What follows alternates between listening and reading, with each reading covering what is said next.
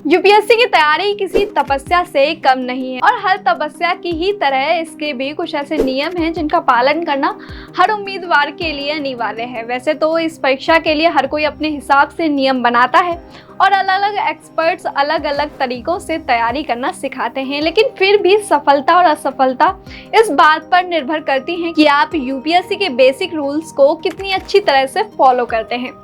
अब आप सोच रहे होंगे कि आखिर ऐसे कौन से रूल्स हैं जिनको फॉलो किए बिना सिलेक्शन मुश्किल है। तो दोस्तों, यूपीएससी की गेम में रूल्स का बहुत महत्व होता है। अब ये रूल्स हर इंसान अपनी सहूलियत के हिसाब से बनाता है, लेकिन कुछ ऐसे बेसिक नियम भी हैं जिनके बिना आप इस परीक्षा में सफल नहीं हो सकते। आज हम ऐसे ही कुछ गोल्डन रूल्स के बारे में आपको बताएंगे। Number 1, prepare yourself. यदि आप यूपीएससी की परीक्षा के टाइमलाइन को देखें तो आपको पता चलेगा कि नोटिफिकेशन आने से फाइनल रिजल्ट डिक्लेयर होने तक लगभग 1.5 साल का समय लगता है। तो आपको पहले से खुद को इस बात के लिए तैयार कर लेना चाहिए कि आपको कम से कम 2 साल तक इस परीक्षा की तैयारी करनी है और इन 2 सालों में हर दिन आपको एक समान मेहनत करनी होगी। आपने अक्सर देखा होगा और खुद भी महसूस किया होगा कि जब कोई तैयारी शुरू करता है तो काफी मोटिवेटेड होता है और दिन में 12 से 14 घंटा पढ़ता है, लेकिन धीरे धीरे उसका मोटिवेशन लेवल कम होने लगता है और उसके लिए दिन में 4 घंटे पढ़ना भी मुश्किल हो जाता है। अब जरा सोचिए कि ऐसा क्यों होता है। ऐसा इसलिए होता है कि आप खुद को तैयार किए बिना ही तैयारी शुरू कर देते हैं। शुरुआत में तो आप पूरी एनर्जी के साथ पढ़ाई करते हैं, लेकिन जैसे जैसे आपकी एनर्जी ड्रेन होती जाती है तो आपके पास उसे रिचार्ज करने का कोई तरीका नहीं होता। इसलिए आप भी तैयारी की शुरुआत में खुद को इस बात के लिए मेंटली तैयार कर लीजिए कि आपको 1 महीने, 2 महीने, 6 महीने नहीं बल्कि 2 साल तक पढ़ाई करनी होगी। और इसलिए शुरुआत ऐसी कीजिए जहां से आप नीचे की बजाय ऊपर की ओर जा सके।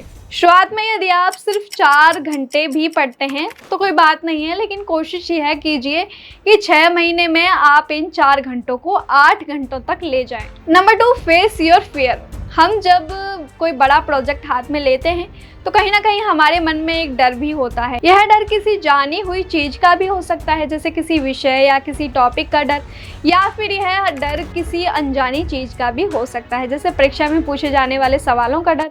आपको यदि यूपीएससी क्लियर करना हो तो डर कैसा भी हो उसका सामना भी करना पड़ेगा और उसकी आंखों में देखकर आगे भी बढ़ते रहना होगा। अब यहाँ सवाल आता है कि डर का सामना कैसे करें। तो इसके लिए एक मंत्र याद रखिए कि डर सिर्फ एक मानसिक स्थिति है जो आपने खुद अपने अंदर पाल रखी है। इसे दूर करने का सबसे सटीक तरीका यही है कि आप उसका खुले मन से सामना करें। जैसे मान लीजिए कि आपको इकोनॉमिक्स से डर लगता है, तो उस डर को दूर करने के लिए जितना हो सके इकोनॉमिक्स पढ़िए। ना सिर्फ पढ़िए बल्कि अपने विचार भी बनाइए, उन्हें लिखिए, उनका एनालिसिस कीजिए और फिर गलतियों में सुधार कीजिए। शुरुआत में काम आपको मुश्किल लग सकता है, लेकिन यदि आप 2 हफ्ते अपने डर को भुलाकर आगे बढ़ते रहेंगे तो आपको पता चलेगा कि आप जिस चीज से डर रहे थे वह तो बेहद मामूली सी रुकावट थी जिसे आपके मन ने बड़ा बनाकर रखा था। Number 3, set smaller goals to achieve larger गोल।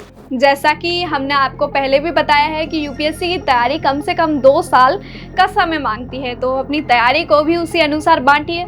अपने लिए छोटे छोटे गोल्स सेट कीजिए और उन्हें पूरा कीजिए। ये छोटे गोल्स आप डेली बेसिस पर या वीकली बेसिस पर सेट कर सकते हैं।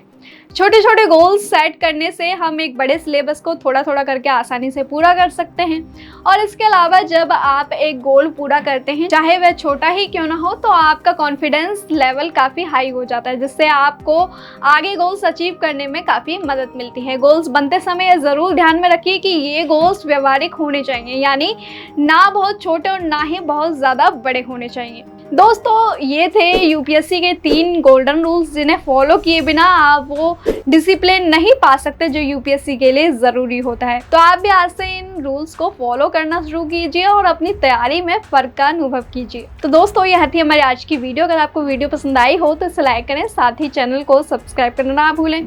फिर मिलते हैं एक नए वीडियो, एक नए विषय के साथ। वीडियो को अंत तक देखने के लिए आपका धन्यवाद।